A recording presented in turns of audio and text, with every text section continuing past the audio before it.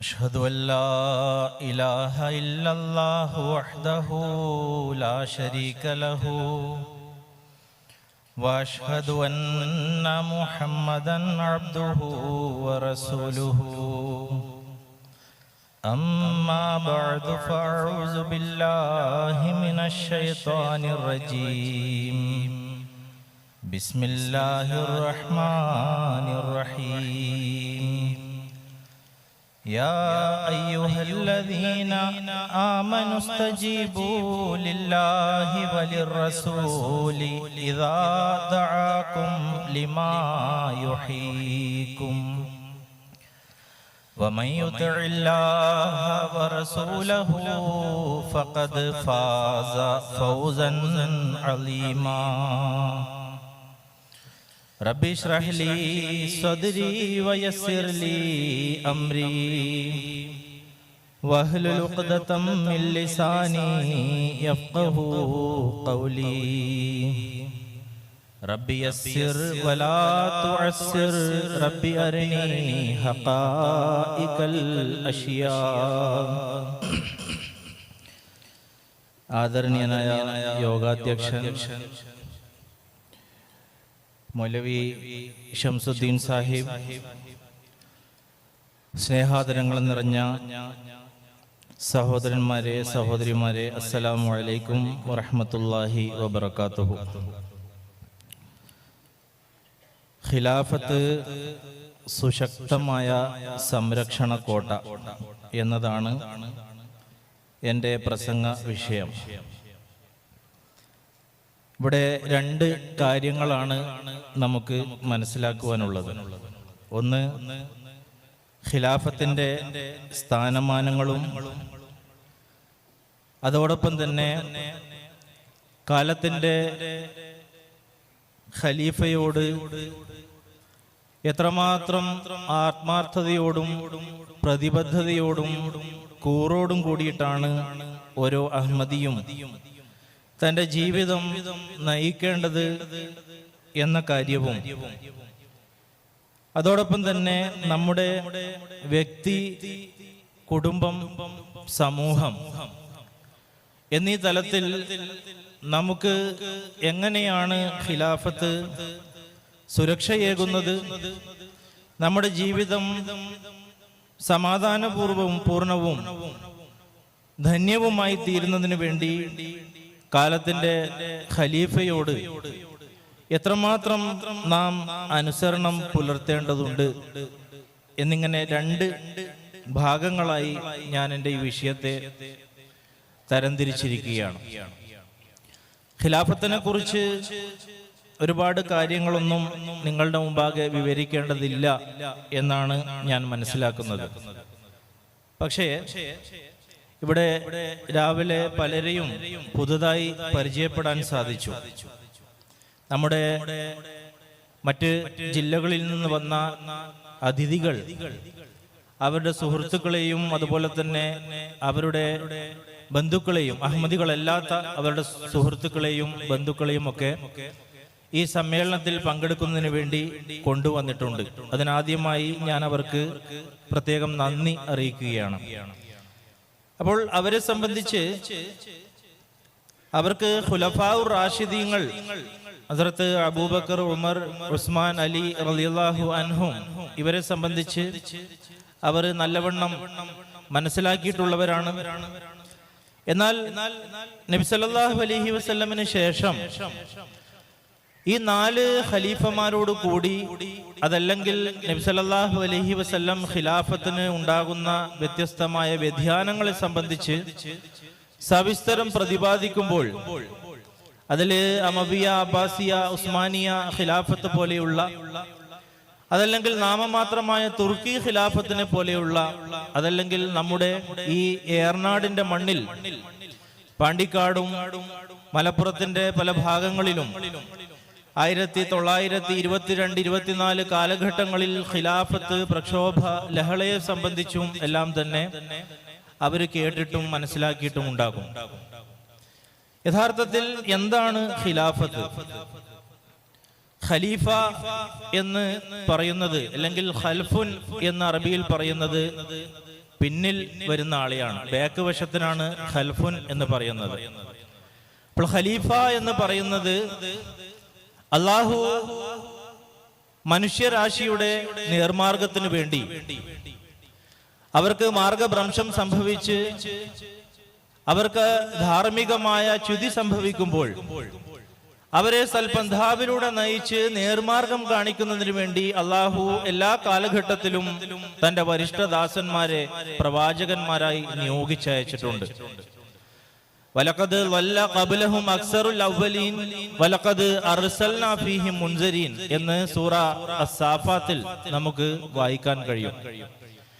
അതായത് അള്ളാഹു ഒരു പ്രവാചകനെ നിയോഗിച്ചയച്ച് അവർക്ക് നേർമാർഗം നൽകി അവർക്ക് അള്ളാഹുവിനെ പ്രാപിക്കുവാനുള്ള എല്ലാ അധ്യാപനങ്ങളും നൽകിക്കൊണ്ട് അവരെ ദൈവികരായിട്ടുള്ള മനുഷ്യരാക്കി മാറ്റുന്നതിന് വേണ്ടിയിട്ടുള്ള ഒരു പ്രക്രിയ ലോകത്ത് നടക്കുമ്പോൾ അവർ അതനുസരിച്ച് ജീവിക്കുന്നു.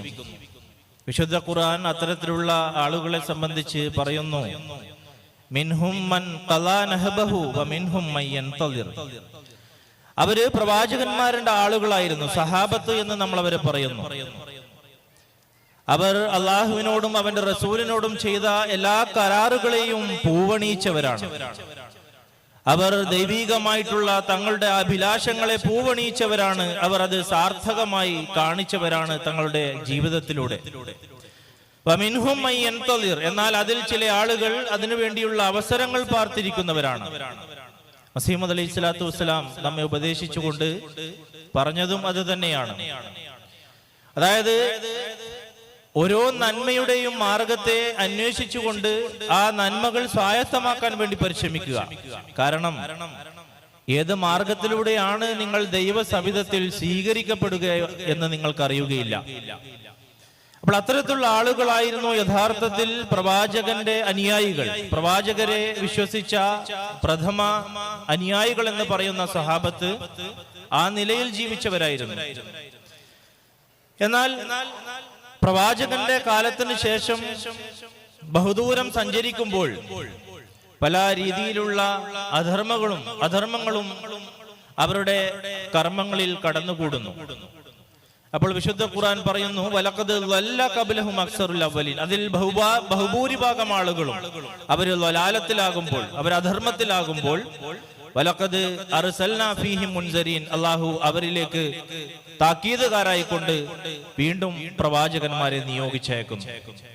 ഇത് അല്ലാഹുവിന്റെ സനാതനപരമായിട്ടുള്ള നടപടിക്രമമാണ്.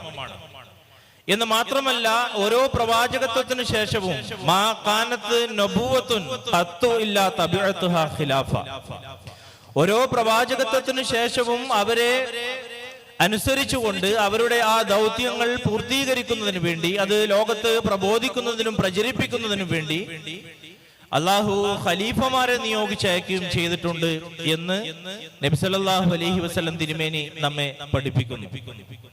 അപ്പോൾ 1,24,000 പ്രവാചകന്മാർ ഭൂലോകത്ത് വന്നിട്ടുണ്ട് എന്ന് നബി സല്ലല്ലാഹു അലൈഹി വസല്ലം പഠിപ്പിക്കുമ്പോൾ ആ പ്രവാചകന്മാർക്ക് ശേഷം എല്ലാം തന്നെ ഖിലാഫത്ത് എന്ന് പറയുന്ന ഒരു ഇൻസ്റ്റിറ്റ്യൂഷൻ, ഒരു സ്ഥാപനം ഇവിടെ ഉണ്ടായിരുന്നു. അത് മുഅ്മിനീങ്ങൾക്ക് എല്ലാ കാലഘട്ടത്തിലും ആശ്വാസവും സമാധാനവും പകർന്നു കൊടുക്കുന്നവരായിരുന്നു എന്ന് വിശുദ്ധ ഖുർആനിൽ നമുക്ക് മനസ്സിലാക്കാൻ സാധിക്കുന്നു. അതാണ് ഇവിടെ പാരായണം ചെയ്യപ്പെട്ട സൂറത്തു നൂറിലെ ആ വചനങ്ങളിൽ നമ്മളിപ്പോൾ കേട്ട് കഴിഞ്ഞിട്ടുള്ളത്. അവിടെ പല കാര്യങ്ങളും അല്ലാഹു പറയുന്നു. അതിൽ പ്രബലമായിക്കൊണ്ട് വ്യക്തമായിക്കൊണ്ട് നാം മനസ്സിലാക്കേണ്ടത്, അവിടെ അള്ളാഹുവിന്റെ വാഗ്ദാനമായി, അള്ളാഹുവിന്റെ പ്രത്യേകമായ ഒരു വരദാനമായി കൊണ്ട് ഖിലാഫത്തിനെ അള്ളാഹു എടുത്തു കാണിക്കുമ്പോൾ അവിടെ അള്ളാഹു പറഞ്ഞത്, നിങ്ങളിൽ വിശ്വസിക്കുകയും സൽക്കർമ്മവും അനുഷ്ഠിക്കുകയും ചെയ്യുന്ന സമൂഹത്തിനാണ് അള്ളാഹുവിന്റെ ഈ വാഗ്ദാനം ലഭിക്കുക. അതെല്ലാവർക്കും ലഭിക്കുകയില്ല. ഞങ്ങളും ഖലീഫമാരുടെ ആളുകളാണ്, അല്ലെങ്കിൽ ഞങ്ങളും ഖലീഫമാരാണ് എന്ന് ലോകത്ത് പല ഭാഗങ്ങളിലും പല സമയങ്ങളിലും കുമിളകൾ പൊട്ടിമുളച്ചിട്ടുണ്ട്. എങ്കിലും ഫഹദ് രാജാവിനെയും ഫൈസൽ രാജാവിനെയും ഖലീഫമാരാക്കാൻ മുസ്ലിം ലോകം ഉച്ചകോടി കൂടിയിരുന്നു. ആഫ്രിക്കയിലെ ഇത്തി അമീനെ ഖലീഫയാക്കാൻ വേണ്ടി ശ്രമിച്ചിരുന്നില്ലേ? അതുപോലെ തന്നെ മൗലാന മൗദൂദി സാഹിബിനെ പറയാതെ തന്നെ ഖലീഫയാണ് എന്ന് അദ്ദേഹം തന്റെ അനുയായികൾക്ക് താൻ ഖലീഫയാണ് എന്നുള്ള രീതിയിലും, അല്ലെങ്കിൽ തങ്ങളുടെ അനുയായികളിൽ ചില ആളുകളെങ്കിലും അദ്ദേഹം മഹദീമായിരുന്നു അല്ലെങ്കിൽ ഖലീഫയായിരുന്നു എന്ന് പറയുന്നവരെയും നമുക്ക് കാണാൻ കഴിയും. എന്തിന്? നമ്മുടെ ഈ മലബാറിന്റെ മണ്ണിൽ ഞാൻ നേരത്തെ സൂചിപ്പിച്ചതുപോലെ 1924 ആലി മുസ്ലിയാരെ ഖലീഫയായിക്കൊണ്ട് ഇവിടുത്തെ മുസ്ലിങ്ങൾ അംഗീകരിച്ചിരുന്നില്ലേ? എന്നാൽ എവിടെ ഈ ഖിലാഫത്ത്, ഈ ഖലീഫമാരെല്ലാം ഇന്ന് എവിടെ? അവിടെയാണ് സത്യവിശ്വാസവും സൽക്കർമ്മവുമുള്ള പരിശുദ്ധാത്മാക്കൾക്ക് അള്ളാഹു ലോകത്ത് ഭൂമിയിൽ അള്ളാഹു തന്റെ ഒരു പ്രതിനിധിയെ സ്ഥാപിക്കുന്നതാണ്, നൽകുന്നതാണ് എന്നുള്ള വാഗ്ദാനം വിശുദ്ധ ഖുർആനിൽ നിലനിൽക്കുന്നത്. അവിടെയാണ് ഹസ്രത്ത് മസീഹ് മൗഊദ് അലൈഹി സ്വലാത്തു വസ്സലാമിനെ ഈ കാലഘട്ടത്തിൽ അള്ളാഹു ഖാതമുൽ ഖുലഫയായിക്കൊണ്ട്, ഖലീഫമാരിൽ ഖാതമായിക്കൊണ്ട് നിയോഗിച്ചയക്കുകയും റസൂലുള്ളാഹി സ്വല്ലല്ലാഹു അലൈഹി വസല്ലം തിരുമേനിയുടെ പ്രവചന പ്രകാരം മുസ്ലിം ലോകത്തിന്റെ ഈ ശോച്യാവസ്ഥയിൽ നിന്ന് അവരെ മോചിപ്പിക്കുവാനും അവരുടെ മോക്ഷത്തിനും ഇന്ന് അവർ അനുഭവിച്ചു കൊണ്ടിരിക്കുന്നതായ പ്രതിസന്ധികൾക്കും അവർ അനുഭവിച്ചു കൊണ്ടിരിക്കുന്നതായ സമാധാനത്തിനും സ്വാരസ്യങ്ങൾക്കും ചിത്രതകൾക്കും കുഴപ്പങ്ങൾക്കും പരിഹാരമാർഗമായി കൊണ്ട് ഇതാ ഞാനൊരു ഖലീഫയെ നിങ്ങൾക്ക് നൽകുന്നു. ആ ഖലീഫയെ നിങ്ങൾ വിശ്വസിക്കുകയാണെങ്കിൽ, അദ്ദേഹത്തെ നിങ്ങൾ അനുസരിക്കുകയാണെങ്കിൽ തീർച്ചയായും നിങ്ങൾക്ക് നിങ്ങളുടെ ഇഹപര ലോകങ്ങൾ അത് ധന്യമാക്കി തീർക്കാം എന്ന് വിശുദ്ധ ഖുർആൻ നമ്മോട് ഘോഷിക്കുന്നു. അവിടെയാണ് ഖിലാഫത്ത് ലഭിച്ചിട്ടുള്ള നമുക്കൊരു ആത്മീയ നേതൃത്വമുണ്ട്, അത് ഖലീഫയാണ്. ആ ഖിലാഫത്തിന്റെ തണലിലാണ് ലോകത്തുള്ള മുക്കിലും മൂലയിലും ജീവിക്കുന്ന ഓരോ അഹമ്മദിയും ഇന്ന് ജീവിക്കുന്നത് എന്ന് നമ്മൾ പറയുമ്പോൾ ആ ഖിലാഫത്തിന് എത്രമാത്രം ആത്മാർത്ഥതയും കൂറും നമുക്കുണ്ട് എന്ന് നാം പരിശോധിക്കേണ്ടത്. അവിടെയാണ് ഇതര മുസ്ലിങ്ങളുമായി അഹമ്മദി മുസ്ലിങ്ങൾക്ക് ഒരു പ്രത്യേകമായിട്ടുള്ള സവിശേഷതയുള്ളത് എന്ന് നമ്മൾ അവരോട് പറയുന്നു. കാരണം ഇസ്ലാം എന്ന് പറയുന്നത് അത് ഒരു അൽ ജമാഅത്ത് ആയിരിക്കുമെന്ന് നബി സല്ലല്ലാഹു അലൈഹി വസല്ലം സൂചിപ്പിച്ചിട്ടുണ്ട്. ഇസ്ലാമിന്റെ പല അവസ്ഥകളെ സംബന്ധിച്ചും വ്യത്യസ്ത ഘട്ടങ്ങളിൽ സ്വഹാബത്തിനെ പഠിപ്പിക്കുകയുണ്ടായി. അവിടെയൊക്കെ തന്നെ പറയുമ്പോൾ മുസ്ലിങ്ങൾ പരസ്പരം പോരാടുകയും കലഹിക്കുകയും കക്ഷി പ്രതികക്ഷികളായിക്കൊണ്ട് അവാന്തര വിഭാഗങ്ങളായിക്കൊണ്ട് ചേരി പിരിയുന്ന കാലഘട്ടം ഉണ്ടാവുകയും ചെയ്യുമ്പോൾ വഹിയൽ ജമാ അലാ, നിങ്ങൾ നല്ലവണ്ണം കേൾക്കുക, ജാഗ്രതപ്പെടുത്തുന്നതിന് വേണ്ടിയിട്ടാണ് അറബിയിൽ അലാ എന്ന് പ്രയോഗിക്കുന്നത്. അലാ, നിങ്ങൾ നല്ലവണ്ണം മനസ്സിലാക്കുക. അവിടെ ഒരു വഹിയൽ ജമാ അൽ ജമാഅത്തായിക്കൊണ്ട് ഒരു ആത്മീയ നേതൃത്വത്തോടു കൂടി ആ ഇമാമത്തിന് കീഴിൽ പ്രവർത്തിക്കുന്ന ഒരു ഇസ്ലാമിക സംഘം അവിടെ ഉണ്ടാകും. അത് മാ അന അലൈഹി വസ്ഹാബി, ഞാനും എന്റെ സ്വഹാബത്തുമുള്ള നിലയിൽ ജീവിക്കുന്നവരായിരിക്കും. അവരെ നിങ്ങൾ മുറുകെ പിടിക്കണം. തൽസമു ജമാഅത്തുൽ മുസ്ലിമീന വ ഇമാമഹും, ആ മുസ്ലിങ്ങളുടെ ഇമാമിനെയും അവരുടെ നേതാവിനെയും നിങ്ങൾ അണപ്പല്ല് കൊണ്ട് കടിച്ചു പിടിക്കണമെന്ന് നബി സല്ലല്ലാഹു അലൈഹി വസല്ലം തിരുമേനി 1400 വർഷങ്ങൾക്ക് മുമ്പ് മുസ്ലിം സമൂഹത്തെ വളരെയധികം ജാഗ്രതപ്പെടുത്തിക്കൊണ്ട് ഇത് ഈ ഒരു സുവാർത്തയും അതുപോലെ തന്നെ ഈ ഒരു താക്കീതും നൽകിയിട്ടുണ്ടായിരുന്നു. എന്നാൽ ഇന്ന് ലോകത്ത് എല്ലാവരും തന്നെ പറയുന്നു ആ കക്ഷികൾ ഞങ്ങൾ തന്നെയാണ്, ഞങ്ങൾ തന്നെയാണ് നബി സല്ലല്ലാഹു അലൈഹി വസല്ലമയുടെ ആ ഒരു മോക്ഷാർഹമായിട്ടുള്ള ഒരു ജമാഅത്ത്, ഒരു പ്രസ്ഥാനം എന്ന് പറയുന്നവർ നാം തന്നെയാണെന്ന് എല്ലാവരും അവകാശം ഉന്നയിക്കുന്നത്. എന്നാൽ അനിഷേധ്യമായ നിലയിൽ ആഗോളതലത്തിൽ നബി സല്ലല്ലാഹു അലൈഹി വസല്ലമയെയും ഖുലഫാഉർ റാഷിദീങ്ങളെയും മുസ്ലിങ്ങൾ എപ്രകാരമാണോ അനുസരിച്ചിരുന്നത് ആ രീതിയിൽ അനുസരിക്കപ്പെടുന്ന ഒരു ഇമാമത്തും ആ ഇമാമിന് കീഴിൽ പ്രവർത്തിക്കുന്ന ഒരു ജമാഅത്തുമായിരിക്കും ആ ജമാഅത്ത് എന്ന് നബി സല്ലല്ലാഹു അലൈഹി വസല്ലം നമ്മെ പഠിപ്പിക്കുകയും ചെയ്തു. അപ്പോൾ ആഹു അലൈഹി വസല്ലം പ്രവചിച്ചതായി മുസ്നദ് അഹ്മദ് ബിൻ ഹംബലിൽ നമുക്ക് കാണാൻ സാധിക്കും. അവിടെ പറഞ്ഞതും തകൂനുൻ നുബുവത്തു ഫീകും മാഷാ അല്ലാഹു അൻ തഖൂൻ, നിങ്ങൾക്ക് നിങ്ങൾ അല്ലാഹു ഇച്ഛിക്കുന്നത് വരെ നിങ്ങളിൽ നുബുവത്ത് നിലനിൽക്കുന്നതാണ്. സുമ്മ യർഫഉല്ലാഹു തആല, പിന്നീട് അല്ലാഹു അതിനെ എടുത്തു കളയും. അതിനുശേഷം പരുക്കൻ ഭരണകൂടങ്ങൾ വരും. ആ നുബുവത്തിന് ശേഷം ഖിലാഫത്ത് ഉണ്ടാകും. അതിനുശേഷം പരുക്കൻ ഭരണകൂടങ്ങൾ ഉണ്ടാകും. സ്വേച്ഛാധിപതികളും ഏകാധിപതികളുമായിട്ടുള്ള പരസ്പരം കഴുത്തുകൾ ഇറക്കുന്ന, പരസ്പരം കലഹിക്കുന്നതായിട്ടുള്ള ഭരണകൂടങ്ങൾ. അതാണ് ഞാൻ നേരത്തെ സൂചിപ്പിച്ചത്. ഭൂട്ടോയെ ഖലീഫയാണെന്ന് പറഞ്ഞ പാകിസ്ഥാനിലെ മുസ്ലിങ്ങൾ ഉണ്ടായിരുന്നു. എന്നാൽ പിന്നീട് സിയാഉൽ ഹക്ക് ഭരണത്തിലേക്ക് വരുമ്പോൾ ഭൂട്ടോയെ വധിക്കുകയാണ് ചെയ്തത്. കൊലക്കയറിൽ കയറ്റുകയാണ് ചെയ്തത്. അതിനുശേഷമുള്ള ഇന്നത്തെ പാകിസ്ഥാന്റെ അവസ്ഥ എന്താണ്? അല്ലെങ്കിൽ അള്ളാഹുവിന്റെ വാഗ്ദാനം അനുസരിച്ചുകൊണ്ട് നബി സല്ലല്ലാഹു അലൈഹി വസല്ലമയുടെ ചര്യ അനുസരിച്ചുകൊണ്ട് ഇസ്ലാമിക പ്രബോധനം നടത്തുന്ന ഈ പരിശുദ്ധാത്മാക്കളുടെ ഈ ഒരു ജമാഅത്ത്, ഈ ജമാഅത്തിനെ നോൺ മുസ്ലിംസ് ആണ്, അവർ അമുസ്ലിംസ് ആണ് എന്ന് 1974 പാകിസ്ഥാൻ ഗവൺമെന്റ് ഓർഡിനൻസ് പുറപ്പെടുവിച്ചുകൊണ്ട് മുസ്ലിങ്ങളെ ജീവിക്കുവാൻ അനുവദിക്കാത്ത ഒരു സാഹചര്യം ഉണ്ടാക്കുമ്പോഴും അവിടെയും പാകിസ്ഥാൻ ആ കോടതിയിൽ വെച്ചുകൊണ്ട് ഹസരത്ത് ഖലീഫത്തുൽ മസീഹ് സാലിസ് റഹ്മുള്ള ഒരു ഭാഗത്തും 72 കക്ഷികളുടെ പ്രാതിനിധ്യം വഹിച്ചുകൊണ്ടുള്ള ഉലമാക്കൾ മറുഭാഗത്തും ഇരിക്കുമ്പോഴും അവർ പറഞ്ഞിരുന്നതും, ഞങ്ങൾ മുസ്ലിങ്ങളിലെ 72 വിഭാഗങ്ങളും ചേർന്നുകൊണ്ട് നിങ്ങളെ അമുസ്ലിങ്ങളായി പ്രഖ്യാപിക്കുന്നു, നിങ്ങൾ ഇസ്ലാമിക വൃത്തത്തിൽ നിന്ന് പുറത്തു പോയിരിക്കുന്നു എന്നാണ് പറഞ്ഞത്. അവിടെയാണ് നബി സല്ലല്ലാഹു അലൈഹി വസല്ലമയുടെ ആ പ്രവചനം പ്രത്യക്ഷത്തിൽ പുലർന്നതായി നമുക്ക് കാണുവാൻ സാധിക്കുന്നത്. അഹമ്മദിയത്തിന്റെ വമ്പിച്ച വിജയമായിരുന്നു യഥാർത്ഥത്തിൽ 1974 ആ പാകിസ്ഥാൻ ഗവൺമെന്റുമായിട്ടുള്ള അവര് ഒരുമിച്ച് കൂടിയിട്ടുള്ള ആ സംവാദത്തിൽ അന്ന് പ്രകടമായിരുന്നത്. പിന്നീട് അഹമ്മദിയ ഖലീഫയ്ക്ക് അവിടെ നിന്ന് പലായനം ചെയ്ത് പോവേണ്ടി വന്നു. അതെല്ലാം തന്നെ നബി സല്ലല്ലാഹു അലൈഹി വസല്ലമയുടെ സുന്നത്ത് തന്നെയാണ്. അപ്പോൾ ഞാൻ പറഞ്ഞു വരുന്നത്, ഈ രീതിയിലുള്ള ഒരു ഖിലാഫത്ത് മുസ്ലിങ്ങൾക്ക് അല്ലാഹു വരദാനം ചെയ്യുമ്പോൾ, അല്ലാഹു നൂറുസ് സമാവാതി വൽ അർള്, ആകാശഭൂമികളുടെ പ്രകാശമാണ് അല്ലാഹു എന്ന് വിശുദ്ധ ഖുർആനിൽ പറയുന്നു.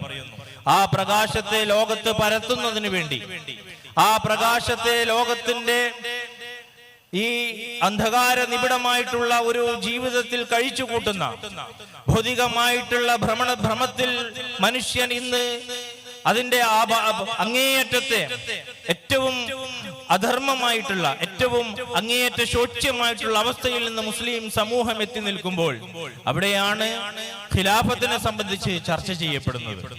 അവിടെയാണ് ഇസ്രായേൽ ഫലസ്തീനിന് മേൽ അധിനിവേശം അഴിച്ചുവിടുമ്പോൾ, അവിടെയാണ് ഇറാഖും ഇറാനും പാകിസ്ഥാനും അഫ്ഗാനിസ്ഥാനും ലിബിയയും ലബനാനും എന്നീ മുസ്ലിം രാജ്യങ്ങൾ വിളിച്ചുകൊണ്ടിരിക്കുന്നത്. എവിടെയാണ് ഉമർ ഫാറൂഖ്? എവിടെയാണ് സലാഹുദ്ദീൻ അയ്യൂബി? എവിടെയാണ് ഇസ്ലാമിക ഭരണകർത്താക്കൾ? എവിടെയാണ് അള്ളാഹു പ്രവചനം ചെയ്ത മഹദി ഇമാം? എന്നിങ്ങനെ ഓരോ പിഞ്ചോമനകളും ഇന്ന് കരഞ്ഞുകൊണ്ട് മുറവിളി വിളിച്ചുകൊണ്ടിരിക്കുന്ന കാഴ്ചയാണ് നമുക്കിന്ന് മുസ്ലിം ലോകത്ത് മാത്രം കാണാൻ സാധിക്കുന്നത്. അവിടെയാണ് ഇത്തരത്തിൽ വളരെയധികം സമാധാന നിർഭരമായ ശാന്തിയോടും സമാധാനത്തോടും ഐക്യത്തോടും കൂടി വളരെയധികം സാഹോദര്യ ബന്ധം നിലനിർത്തിക്കൊണ്ട് റസൂലുള്ളാഹി സ്വല്ലല്ലാഹു അലൈഹി വസല്ലം പറഞ്ഞ മാ അന അലൈഹി വസഹാബി, ഞാനും എന്റെ സ്വഹാബത്തുമുള്ള ആ നിലയിൽ എന്ന് പറഞ്ഞ ആ ഒരു സംഘം, അത് ആഖിരീങ്ങളിൽ അത്തരത്തിലുള്ള ഒരു സംഘം ഉണ്ടാകുമെന്ന് നബി സല്ലല്ലാഹു അലൈഹി വസല്ലം പറഞ്ഞപ്പോൾ മസീഹ് മൗഊദ് അലൈഹി സ്വലാത്തു വസ്സലാം പറഞ്ഞു, മുബാറക് वो जो अब ईमान लाया സഹാബാ സെ മിലാ ജബ് മുജ്കോ പായാ, നിങ്ങൾ അനുഗ്രഹീതരാണ്, നിങ്ങൾ എന്നിൽ ബയ്യത്ത് ചെയ്തുകൊണ്ട് യഥാർത്ഥത്തിൽ നബി സല്ലല്ലാഹു അലൈഹി വസല്ലമയുടെ ആ സ്വഹാബാ കിറാമിൽ നിങ്ങൾ അണിചേർന്നിരിക്കുകയാണ്. അപ്പോൾ എത്രമാത്രം അനുഗ്രഹീതമായിട്ടുള്ള ഒരു അവസ്ഥയാണ്. പക്ഷേ നാം ചിന്തിക്കേണ്ടത്, ഇത്തരത്തിലെല്ലാം തന്നെ ഒരു ഖിലാഫത്തുണ്ട്, ഇത്രയും സുദൃഢമായ വളരെ സിസ്റ്റമാറ്റിക് ആയിട്ടുള്ള ഒരു സംവിധാനം അഹമ്മദിയ ജമാഅത്തിനുണ്ട് എന്ന് പറയുമ്പോൾ തർബിയത്ത് പരമായി, താലീമ് പരമായി, തബ്ലീഗ് പരമായി, വ്യക്തി, കുടുംബം, സമൂഹം, ഞാൻ നേരത്തെ പറഞ്ഞതുപോലെ ഈ രീതിയിലെല്ലാം തന്നെ ഓരോ ചുവടുവെപ്പിലും നമ്മുടെ ജീവിതത്തിലെ സമസ്ത മണ്ഡലങ്ങളെയും ഈ ഖിലാഫത്ത് അനാവരണം ചെയ്തുകൊണ്ട് നമുക്ക് എല്ലായ്പ്പോഴും മാർഗനിർദ്ദേശങ്ങൾ നൽകുമ്പോൾ, ഉപദേശങ്ങൾ നമുക്ക് നൽകുമ്പോൾ നമ്മൾ അതിൽ എത്രമാത്രം ആ ഉപദേശ നിർദ്ദേശങ്ങൾ അനുസരിച്ചുകൊണ്ട് നമ്മുടെ ജീവിതത്തെ പാകപ്പെടുത്തിയെടുത്തിട്ടുണ്ട് എന്ന് ചിന്തിക്കേണ്ടതായ ഒരു സാഹചര്യമാണ്. കാരണം ഇന്ന് ഈ ലോകത്തിന്റെ അവസ്ഥയെ സംബന്ധിച്ച്, ഭൗതികമായ അവസ്ഥയെ സംബന്ധിച്ച് നമ്മൾ നോക്കുമ്പോൾ മെറ്റീരിയലിസം ഒരു ഭാഗത്തുണ്ട്, ഭൗതികവാദം, ലിബറലിസം മറ്റൊരു ഭാഗത്ത്, അതുപോലെ തന്നെ ദൈവമില്ല എന്ന് പറഞ്ഞുകൊണ്ട് ജീവിക്കുന്ന ഒരു സമൂഹം, വലിയൊരു സമൂഹം, തങ്ങൾക്ക് സ്വാതന്ത്ര്യമാണ് വേണ്ടത് എന്ന് പറഞ്ഞുകൊണ്ട് കൊട്ടിഘോഷിക്കുന്ന ഫ്രീ തിങ്കേഴ്സ് എന്ന് പറയുന്ന ആളുകൾ, അതുപോലെ തന്നെ ഫെമിനിസം പറഞ്ഞു നടക്കുന്ന നമ്മുടെ ഇടയിൽ ജീവിക്കുന്ന യുവതികൾ, അവിടെയാണ് ആലുവ റെയിൽവേ സ്റ്റേഷനിലും കോഴിക്കോട് എയർപോർട്ടുകളിലും മുസ്ലിം നാമധാരികളായ മുസ്ലിം കുടുംബങ്ങളിൽ ജനിച്ച പെൺകുട്ടികളും ആൺകുട്ടികളും ലഹരി പദാർത്ഥങ്ങൾ അവരിൽ നിന്ന് പിടിപെട്ടുകൊണ്ട് അവരെ കാരാഗ്രഹങ്ങളിലേക്ക് അടക്കുമ്പോൾ അവിടെയാണ് അഹമ്മദിയ മുസ്ലിം ജമാഅത്ത് ഒരു ഇമാമിന് കീഴിൽ നിങ്ങളുടെ ജീവിതം ഈ നിലയിലൂടെ നിങ്ങൾ കൊണ്ടുപോവുകയാണെങ്കിൽ ഒരിക്കലും നിങ്ങൾ എവിടെയും തന്നെ പതറിപ്പോവുകയില്ല, നിങ്ങൾ പരാജയപ്പെടുകയില്ല എന്ന ആശ്വാസത്തിന്റെ വചനവുമായി ഹസ്രത്ത് മിർസ മസ്റൂർ അഹമ്മദ് അയ്യദഹുല്ലാഹു തആല ബിനസ്രിൽ അസീസ് നമ്മെ വിളിച്ചുകൊണ്ടിരിക്കുന്നത്. ആ വിളിക്ക് നാം ഉത്തരം നൽകുന്നു എങ്കിൽ, ആ വിളി നാം സശ്രദ്ധം കേൾക്കുന്നുവെങ്കിൽ അവിടെയാണ് അത്തരത്തിലുള്ള ഓരോ അഹമ്മദിക്കുമാണ് ഈ ഖിലാഫത്ത് സുശക്തമായിട്ടുള്ള സംരക്ഷണ കോട്ടയായി മാറുന്നത്. കോട്ട നാം നിർമ്മിക്കുന്നത് എന്തിനാണ്? ഇപ്പൊ നമ്മൾ കാണുന്നു, യുദ്ധം നടന്നുകൊണ്ടിരിക്കുന്നു, ബങ്കറുകളിലേക്ക് ആളുകൾ ഓടിക്കൊണ്ടിരിക്കുകയാണ്, ബോംബുകൾ വർഷിക്കുന്നു, മിസൈലുകൾ വർഷിക്കുന്നു. അതിൽ നിന്ന് സുരക്ഷിതമായി തങ്ങളുടെ ജീവനെ രക്ഷിക്കുന്നതിന് വേണ്ടി ബങ്കറുകളിലേക്ക്, ഭൂഗർഭങ്ങളിലേക്ക് ജനങ്ങൾ ഓടിക്കൊണ്ടിരിക്കുകയാണ്. ഒരു സുരക്ഷാ കോട്ടയെയാണ് അവരിന്ന് തേടിക്കൊണ്ടിരിക്കുന്നത്. അവിടെയാണ് അഹമ്മദിയ മുസ്ലിം ജമാഅത്തിന്റെ ഇമാം അഹമ്മദി മുസ്ലിങ്ങളോട് എല്ലാ ആഴ്ചയിലും പറഞ്ഞുകൊണ്ടിരിക്കുന്നത്, ദാ നോക്കൂ, ഈ ലോകത്തിന്റെ അവസ്ഥ നിങ്ങൾ നോക്കൂ, കത്തിച്ചാമ്പലായി കൊണ്ടിരിക്കുന്ന ഈ സമുദായത്തെയും ഈ സമൂഹത്തെയും നിങ്ങൾ നോക്കൂ. അവിടെയാണ് അഹമ്മദിയ ഖലീഫ ഹസ്രത്ത് മിർസ നാസിർ അഹമ്മദ് മൂന്നാം ഖലീഫ റഹ്മത്തുള്ളാഹി അലൈഹിയുടെ ഒരു സ്വപ്നം നമ്മുടെ മുമ്പാകെ ഉദ്ധരിച്ചുകൊണ്ട് ജമാഅത്തിലെ ഒരു ആദരണീയനായ ഒരു മഹാത്മാവ്, ഒരു വ്യക്തി ഹുസൂർ തിരുമനസിന്റെ സ്വപ്നത്തിൽ വന്നുകൊണ്ട് പറയുന്നു, ഇതാ ഇന്നത്തെ ഈ ഒരു കാലഘട്ടം അതിഭയാനകമായ ഒരു കാലഘട്ടമാണ്. നാനാഭാഗങ്ങളിലും തീയാണ് ആളിക്കത്തിക്കൊണ്ടിരിക്കുന്നത്.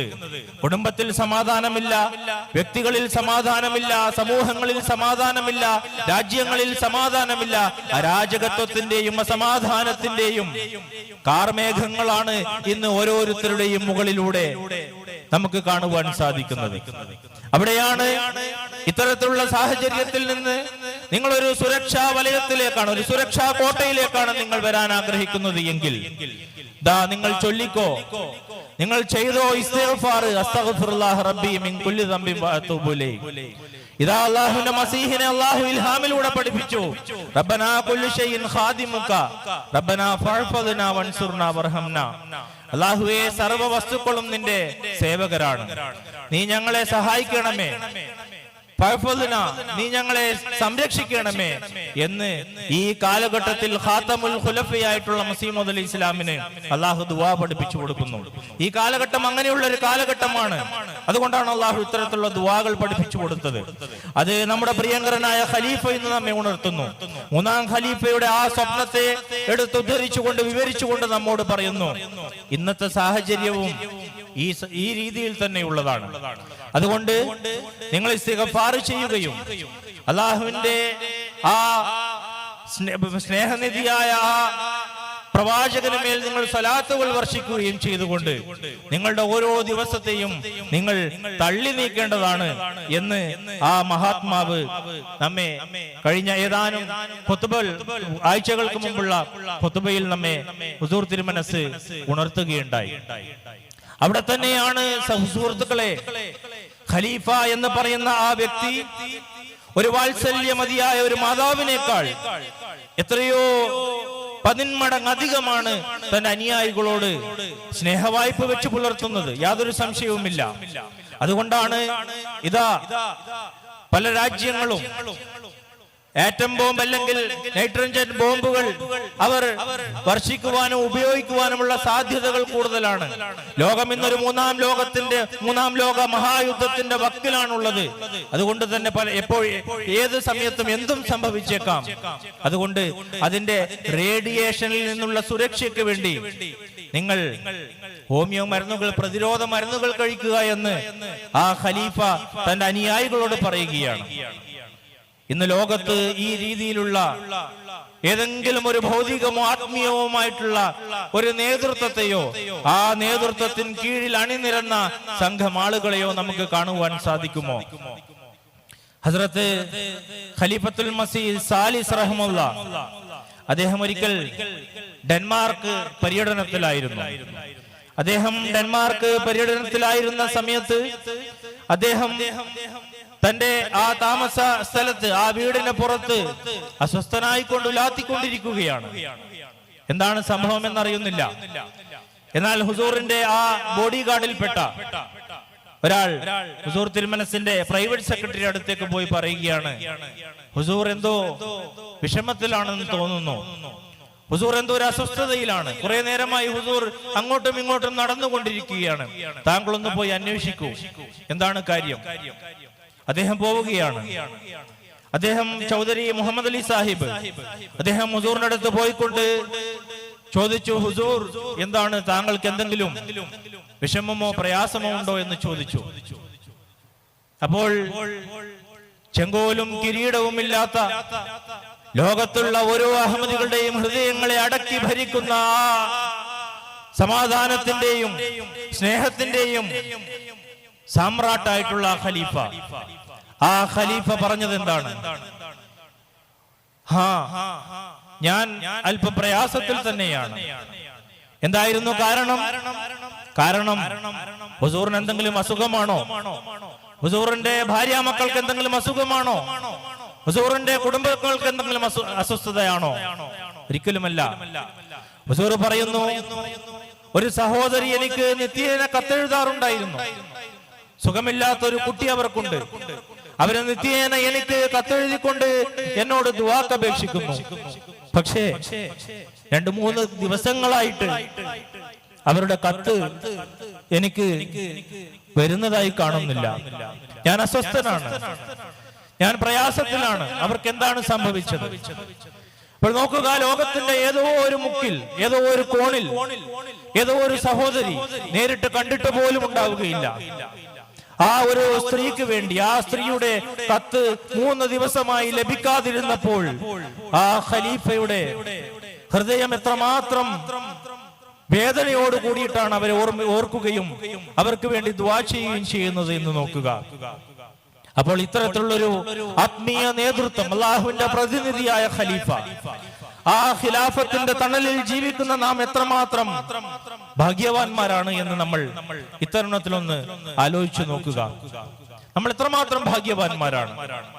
പക്ഷേ നേരത്തെ ഉദ്ഘാടകൻ ഇവിടെ സൂചിപ്പിച്ചതുപോലെ, ഉദ്ഘാടകന്റെ പ്രസംഗത്തിൽ നമ്മൾ കേട്ടതുപോലെ, നമ്മൾ ചെറിയ ചെറിയ കാര്യങ്ങൾ പറഞ്ഞുകൊണ്ട് ചെറിയ ചെറിയ വിഷയങ്ങൾക്ക് വേണ്ടി നമ്മൾ പരസ്പരം അകന്നുകൊണ്ടിരിക്കുന്ന ഒരു സാഹചര്യമാണ് ഇന്ന് കണ്ടുകൊണ്ടിരിക്കുന്നത്. ഇവിടെ നമ്മൾ മനസ്സിലാക്കേണ്ടത്, റസൂലുള്ളാഹി സ്വല്ലല്ലാഹു അലൈഹി വസല്ലമയുടെ സ്വഹാബത്താണ് നമുക്ക് മാതൃക. അവരെ സംബന്ധിച്ച് വിശുദ്ധ ഖുർആൻ പറഞ്ഞത് റുഹമാഉ ബൈനഹും, അവർ പരസ്പരം കാരുണ്യത്തോടുകൂടി വർത്തിക്കുന്നവരായിരുന്നു. അശിദ്ദാഉ അലൽ കുഫാരി, അവർ സത്യനിഷേധത്തിനെതിരെ അതികഠിനമായിരുന്നെങ്കിൽ കൂടിയും അവര് പരസ്പരം കാരുണ്യത്തോടുകൂടി വർത്തിക്കുന്നവരായിരുന്നു. സത്യനിഷേധത്തിന്റെ കാര്യത്തിൽ യാതൊരു വിട്ടുവീഴ്ചയും അവർ ചെയ്തിരുന്നില്ല. പക്ഷേ സഹോദര്യം നോക്കുക, മക്കയിൽ നിന്ന് മദീനയിലേക്ക് ഹിജ്റത്ത് ചെയ്തു പോയപ്പോൾ നബി സല്ലല്ലാഹു അലൈഹി വസല്ലം ഒരു മുസ്ലിമിനെ വിളിച്ചുകൊണ്ട് പറയുകയാണ്, ഇന്നു മുതൽ ഈ മുസ്ലിം നിന്റെ സഹോദരനാണ്. എത്രത്തോളം എന്നാൽ അവർക്ക് സ്വത്തിൽ പോലും അവകാശം നൽകിയെന്നാണ് ഇസ്ലാമിക ചരിത്രത്തിൽ നിന്ന് നമുക്ക് മനസ്സിലാക്കാൻ സാധിക്കുന്നത്. എന്നാൽ ഇന്ന് ഒരു ഉമ്മ പെറ്റ മക്കൾ പോലും, ഒരു ഉദരത്തിൽ നിന്ന് ജന്മം കൊണ്ട 2 സഹോദരന്മാർ പോലും സ്വത്തിന്റെയോ സമ്പത്തിന്റെയോ പൂർവ്വ വൈരാഗത്തിന്റെയോ കാര്യങ്ങൾ പറഞ്ഞുകൊണ്ട് അകന്നുകൊണ്ട് ജീവിക്കുന്ന ഒരവസ്ഥയാണ് നമുക്ക് കാണാൻ സാധിക്കുന്നത്. അവിടെ നമ്മൾ മനസ്സിലാക്കേണ്ടത്, ഈ ഖലീഫ, അല്ലാഹുവിന്റെ പ്രതിനിധി നമ്മോട് പറയുന്നു, ഐക്യപ്പെടുക.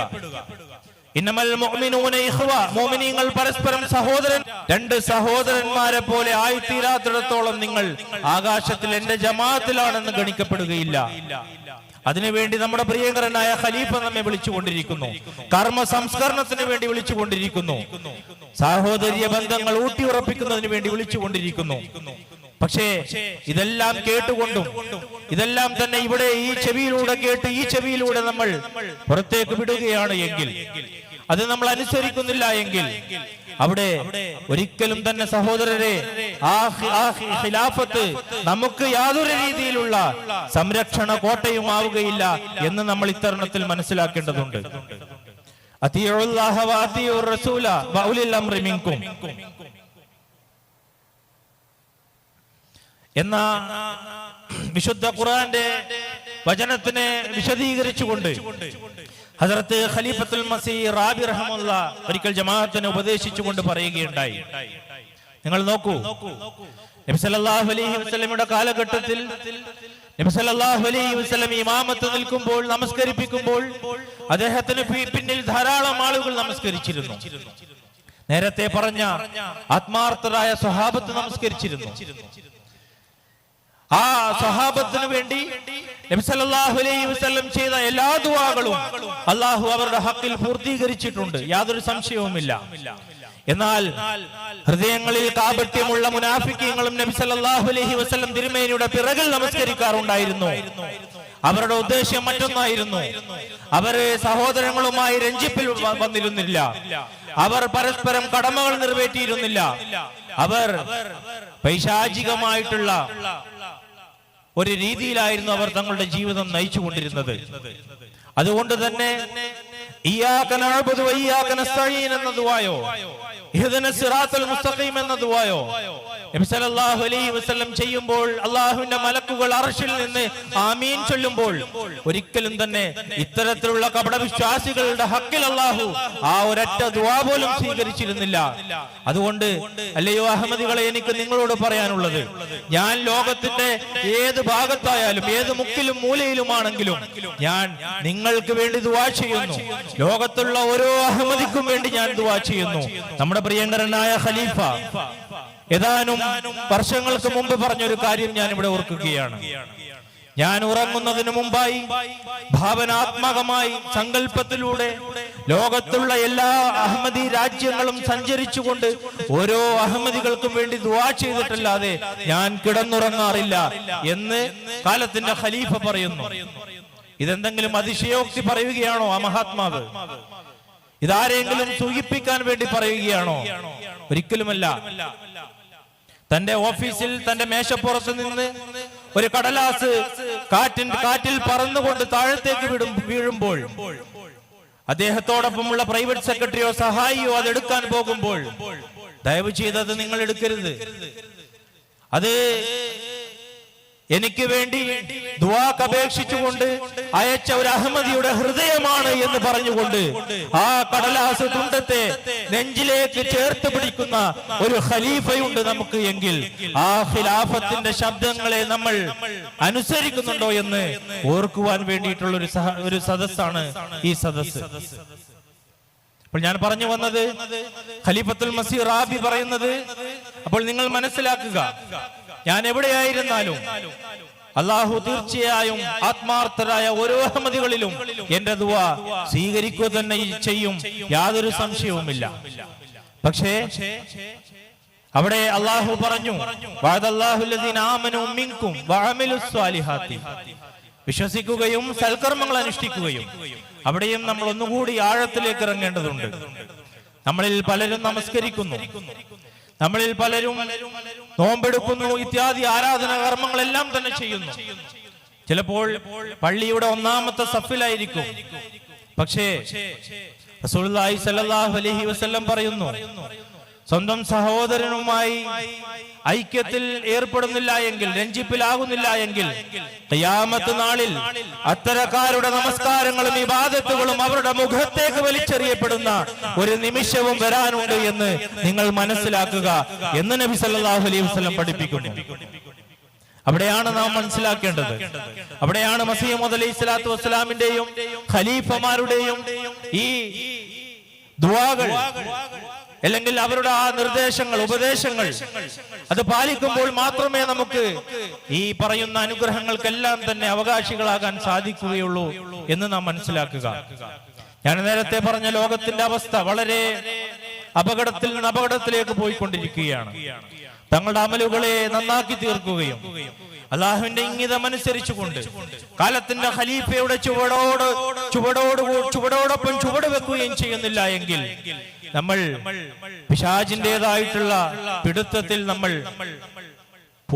പോകുമെന്നതിൽ യാതൊരു സംശയവുമില്ല. അതുകൊണ്ട് എന്റെ സമയം അവസാനിക്കാൻ പോവുകയാണ്. ഹസ്രത്ത് ഖലീഫത്തുൽ മസീഹ് ഖാമിസ് സയ്യിദുല്ലാഹു തആല ബിൻ നസ്റിൽ അസീസ് പ്രത്യേകിച്ച് ജമാഅത്തിലെ ഭാരവാഹികളെ ഉപദേശിച്ചുകൊണ്ട് ഒരവസരത്തിൽ പറയുകയുണ്ടായി, നിങ്ങൾ എന്റെ വാക്കുകൾക്ക് അന്യഥാ വ്യാഖ്യാനങ്ങൾ കൽപ്പിക്കരുത്. നിങ്ങൾക്ക് മുമ്പുള്ള പൂർവികന്മാരായിട്ടുള്ള ആളുകൾ അവര് പ്രവാചകന്മാരുടെയും ഖലീഫമാരുടെയും വാക്കുകളെ വ്യാഖ്യാനിച്ചു തങ്ങളുടേതായിട്ടുള്ള ആവശ്യങ്ങൾക്ക് വേണ്ടി, സ്വാർത്ഥ താല്പര്യങ്ങൾക്ക് വേണ്ടി അവർ അതിനെ വളച്ചൊടിച്ചു. അതുകൊണ്ട് തന്നെ അവരെ നമുക്ക് കാണുവാൻ സാധിക്കുന്നത് അവര് നിഷേധികളുടെ കൂട്ടത്തിൽ ഉൾപ്പെട്ടതായിട്ടാണ് നമുക്ക് കാണുവാൻ സാധിക്കുന്നത്. അപ്പോൾ ഇവിടെ ഈ രീതിയിൽ നമുക്ക് ഖിലാഫത്ത് സുശക്തമായിട്ടുള്ള ഒരു സംരക്ഷണ കോട്ടയായി മാറണം എന്ന് നമ്മൾ ആഗ്രഹിക്കുമ്പോൾ കാലത്തിന്റെ ഖലീഫ നമ്മോട് ഉപദേശിക്കുന്ന കാര്യങ്ങൾ, ലോകത്തിന്റെ ഇന്നത്തെ അവസ്ഥയെ ഓർത്തുകൊണ്ട് നിങ്ങൾ ദിവസത്തിൽ ഒരു നമസ്കാരമെങ്കിലും ഒരു സുജൂദെങ്കിലും അതിനുവേണ്ടി നിങ്ങൾ ദുആ ചെയ്യുക എന്ന് പ്രിയങ്കരനായ ഖലീഫ നമ്മോട് ഉപദേശിക്കുന്നു. നാം അത് ചെയ്യേണ്ടതുണ്ട്. നമുക്ക് വേണ്ടി നാം ദുആ ചെയ്യേണ്ടതുണ്ട്. നമ്മുടെ കുട്ടികളുടെ അവസ്ഥ, അവർ ഏത് രീതിയിലേക്കാണ് പോയിക്കൊണ്ടിരിക്കുന്നത് എന്ന് നമുക്ക് മനസ്സിലാക്കാൻ സാധിക്കുന്നില്ല. ചെറുപ്പം മുതൽ അല്ലെങ്കിൽ അതിനു മുമ്പേ ഖലീഫത്തുൽ മസീഹ് റാബി പറഞ്ഞത്, ഓരോ അഹമ്മദി യുവാവും യുവതിയും വിവാഹത്തിന് മുമ്പ് തന്നെ തങ്ങൾക്ക് സാത്വികരായിട്ടുള്ള സ്വാലിഹീങ്ങളായ സന്താനങ്ങൾ ഉണ്ടാക്കുന്നതിന് വേണ്ടി ദുആ ചെയ്യേണ്ടതാണ്. നിങ്ങൾ ധാരാളം ദുആ ചെയ്യേണ്ടതാണ് എന്ന് മാത്രമല്ല, നമ്മൾ നമ്മുടെ കുട്ടികളുടെ ഓരോ അടക്കമനക്കങ്ങളെ സംബന്ധിച്ചും നമ്മുടെ ഓരോ പ്രവൃത്തിയെ സംബന്ധിച്ചും ഓരോ വാക്കുകളെ സംബന്ധിച്ചും നമ്മൾ വളരെയധികം ജാഗ്രതയോടുകൂടി വളരെ സൂക്ഷ്മതയോടുകൂടിയിട്ടാണ് നമ്മൾ അതെല്ലാം തന്നെ നിരീക്ഷിക്കുകയും വിലയിരുത്തുകയും ചെയ്യേണ്ടത്. കാരണം വളരെ മോശമായിട്ടുള്ള ഒരു അവസ്ഥയിലേക്കാണ് ഈ പറയുന്ന ഖിലാഫത്തിന്റെ തണലിൽ ജീവിക്കുന്ന അഹമ്മദികളുടെയും അവസ്ഥ ഇതിൽ നിന്ന് വിഭിന്നമല്ല എന്ന് തന്നെ നമുക്ക് പറയാൻ സാധിക്കും. പക്ഷേ ആത്മാർത്ഥരും കൂറുമുള്ള ഓരോ അഹമ്മദിയും ഖിലാഫത്തിന്റെ ആ അനുഗ്രഹങ്ങൾ ദിനം പ്രതി അവർ വർഷിച്ചു കൊണ്ടിരിക്കുന്നു. സൂര്യകിരണങ്ങൾ പോലെ അവർക്ക് അവരുടെ ജീവിതത്തിൽ അത് ദർശിക്കുവാൻ സാധിക്കുന്നു എന്നതിൽ യാതൊരു സംശയവുമില്ല. അവിടെയാണ് ഹസ്രത്ത് സഫറുല്ലാഹ് ഖാൻ സാഹിബ് റളിയല്ലാഹു അൻഹുവിനെ പോലെയുള്ള, ഹസ്രത്ത് ഭായി അബ്ദുറഹ്മാൻ സാഹിബ് റളിയല്ലാഹു അൻഹുവിനെ പോലെയുള്ള ആളുകൾ, പൂർവികരായ ആളുകൾ നമുക്ക് നൽകിയ ഉപദേശങ്ങളെ നാം മനസ്സിലാക്കേണ്ടത്, മുഖവിലക്കെടുക്കേണ്ടത്. ഒരു അവസരത്തിൽ ഒരു അറബി സഹോദരൻ സഫറുല്ലാഹ് ഖാൻ സാഹിബ് റളിയല്ലാഹു അൻഹുവിനോട് ചോദിക്കുകയാണ്, താങ്കൾക്ക് ഭൗതികവും ആത്മീയവുമായി വലിയ നേട്ടമാണ് ലോകത്ത് അള്ളാഹു നൽകിയിട്ടുള്ളത്, വലിയ തോതിലുള്ള അഭിവൃദ്ധിയാണ് താങ്കൾക്കുള്ളത്, സമാധാനപരമായിട്ടുള്ള കുടുംബജീവിതം നയിക്കുന്നു, ഭൗതികമായ രീതിയിൽ വലിയ വലിയ പദവികൾ താങ്കൾ അലങ്കരിക്കുന്നു, മസീഹ് മൗഊദ് അലൈഹി ഇസ്ലാമിൽ വിശ്വസിക്കുവാനും അതിനുശേഷമുള്ള 4 ഖലീഫമാരുടെ കാലഘട്ടം കാണുവാനും ഭാഗ്യം സിദ്ധിച്ച ഒരു മഹാത്മാവാണ് അദ്ദേഹം. ഭൗതികമായിട്ടുള്ള അദ്ദേഹത്തിന്റെ സ്ഥാനങ്ങളെ ഇവിടെ വിവരിക്കേണ്ട ആവശ്യമില്ല, നിങ്ങൾക്ക് എല്ലാവർക്കും അറിയാം. അദ്ദേഹത്തിനോട് ചോദിച്ചത്, താങ്കൾക്ക് താങ്കളുടെ ഈ ജീവിത വിജയത്തിന്റെ എന്താണ്, അതിന്റെ ആ ജീവിത വിജയത്തിന്റെ സീക്രട്ട് എന്താണ് എന്ന് ചോദിച്ചപ്പോൾ അദ്ദേഹം പറഞ്ഞത്, because through all my life I was obedient to Khilafah. മറ്റൊന്നുമല്ല, ഞാൻ എന്റെ ജീവിതത്തിൽ ഉടനീളം കാലത്തിന്റെ ഖലീഫയെ അനുസരിച്ചുകൊണ്ടാണ് ജീവിച്ചിട്ടുള്ളത്. കാലത്തിന്റെ ഖലീഫയുടെ വാക്കിന് ഒരു രീതിയിലും ഞാൻ അതിനെതിരായിക്കൊണ്ട് ജീവിച്ചിട്ടില്ല എന്ന് ആ മഹാത്മാവ് പറയുകയുണ്ടായി. ഭായി അബ്ദുറഹ്മാൻ സാഹിബ് റളിയല്ലാഹു അൻഹു അദ്ദേഹം ഹിന്ദു മതത്തിൽ നിന്ന് ബൈഅത്ത് ചെയ്തുകൊണ്ട് മസീഹ് മൗഊദ് അലൈഹി ഇസ്ലാമിനെ സ്വീകരിച്ച മഹാത്മാവായിരുന്നു. അദ്ദേഹത്തിന്റെ ഖബർ നമുക്ക് ബഹിഷ്തി മഖ്ബറയിൽ മസീഹ് മൗഊദ് അലൈഹി ഇസ്ലാമിന്റെ ആ മസാറെ മുബാറക് എന്ന് പറയുന്ന ആ സ്ഥലത്തിന്റെ തൊട്ട് പുറത്ത് തന്നെ കാണാൻ സാധിക്കും. കാരണം എപ്പോഴും മസീഹ് മൗഊദ് അലൈഹി സ്വലാത്തു വസ്സലാമിനോടൊപ്പം ജീവിച്ചുകൊണ്ട് മസീഹ് മൗഊദ് അലൈഹി സ്വലാത്തു വസ്സലാമിന്റെ കാൽക്കീഴിൽ തനിക്ക് അന്ത്യവിശ്രമം കൊള്ളണമെന്ന് ആഗ്രഹം പ്രകടിപ്പിച്ച ആളായിരുന്നു. അള്ളാഹു അതും അദ്ദേഹത്തിന് നിറവേറ്റി കൊടുത്തു. അദ്ദേഹം തന്റെ ജീവിത കാലഘട്ടത്തിൽ യുവാക്കളെ ഉപദേശിച്ചുകൊണ്ട് പറഞ്ഞത്, സബ് കുച്ച് ഛോട് ദോ, എല്ലാം ഉപേക്ഷിക്കുക, खिलाफत को मजबूती से पकड़ लो, खिलाफत को मजबूती से थाम लो. എല്ലാം ഉപേക്ഷിക്കുക. ഭൗതികത നിങ്ങൾ ഉപേക്ഷിച്ചു നോക്കൂ. ആത്മീയതയ്ക്ക് വേണ്ടി അത് നിങ്ങളുടെ പിന്നാലെ വരും. അത് നിങ്ങളുടെ കാൽപാദങ്ങളെ ചുംബിക്കുന്നതാണ്. ഈ മഹാത്മാക്കൾക്ക് ഭൗതികത ഉണ്ടായിരുന്നില്ലേ? അവർക്ക് എന്തിന്റെ കുറവായിരുന്നു? അപ്പോൾ അവിടെയാണ് നാം മനസ്സിലാക്കേണ്ടത്. അവിടെയാണ് ഭായി അബ്ദുറഹ്മാൻ സാഹിബ് നമ്മോട് പറയുന്നത്, നിങ്ങൾ ഖിലാഫത്തിനെ മുറുകെ പിടിക്കുക. അങ്ങനെയാണെങ്കിൽ തീർച്ചയായും നിങ്ങളുടെ ജീവിതം ധന്യമായിരിക്കും. നിങ്ങളെപ്പോഴും ഒരു സുരക്ഷാ വലയത്തിലായിരിക്കും, ഒരു സുരക്ഷാ കോട്ടയിലായിരിക്കും, യാതൊരു സംശയവുമില്ല.